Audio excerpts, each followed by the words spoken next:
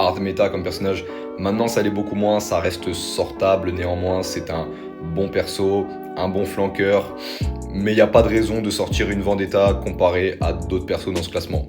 En numéro 14, on a Soldat 76. Je pense que c'est vraiment l'exemple typique d'un perso qui est fait pour la ranked. Tu ne verras quasiment jamais Soldat 76 sorti en pro play, mais pour la ranked, c'est franchement bien parce qu'il a un kit qui se suffit à lui-même. Vraiment, c'est un personnage très indépendant avec lequel, si tu as une bonne aim, tu peux vraiment bien te débrouiller. En numéro 13, je vais mettre Mei. Je pense que c'est vraiment un bon personnage qui est sous-coté. Elle a des défauts, c'est pas le meilleur personnage du jeu, mais une Mei sortie au bon moment, ça peut vraiment bien casser les couilles. Mei est à mon avis un bon personnage et c'est intéressant de l'avoir dans son arsenal. En numéro 12, je vais mettre Pharah. Pareil, je pense que les gens dorment un peu sur ce personnage, mais j'aimerais vous rappeler qu'une roquette dans le corps, ça fait 120 de damage. Pharah joué correctement, c'est vraiment très très chiant. Moi j'aime beaucoup.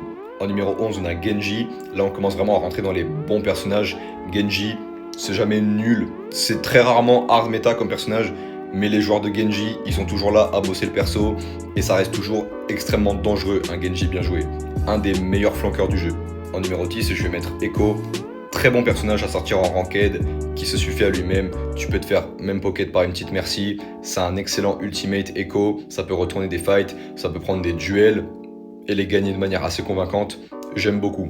En numéro 9, on a Emre. C'est plus aussi hard méta qu'il y a quelques mois, mais ça reste très très menaçant comme personnage. C'est un très bon hit scan qui a de la value pratiquement en faisant pas grand chose. Tu restes main, t'envoies tes petites grenades. Très bon ultimate Emre, très très fort. En numéro 8, on a Reaper, un des meilleurs flanqueurs du jeu à mon humble avis. Très très dangereux Reaper, surtout depuis le buff du clic droit, où maintenant c'est plus le perk mais c'est juste dans son kit de base. Reaper c'est extrêmement dangereux et ça devient de plus en plus chiant à gérer je trouve. En numéro 7 on a Symmetra, pas le perso le plus simple à jouer du classement, mais quand tu maîtrises bien ta Symmetra, si tu as une bonne synergie avec ta team, c'est vraiment très très menaçant, très forte pour reprendre les points avec les petites tourelles. Symmetra j'aime beaucoup. En numéro 6 on a Bastion, un des meilleurs hitscans du jeu tout simplement, c'est très très fort en combinaison avec le chat bien sûr, mais même tout seul ça reste très très fort comme personnage, il s'est bien fait buff, il y a un moment où vraiment Bastion c'était devenu nul à chier mais là il est vraiment bien remonté dans le classement, très très fort. En numéro 5 on a Sojourn, indémodable, ça sera jamais nul, personnage mobile qui a un gros potentiel de carry, très bon ultimate, c'est vraiment un perso où si tu cliques, t'as une bonne aim, tu vas gagner des games. Sojourn c'est excellent.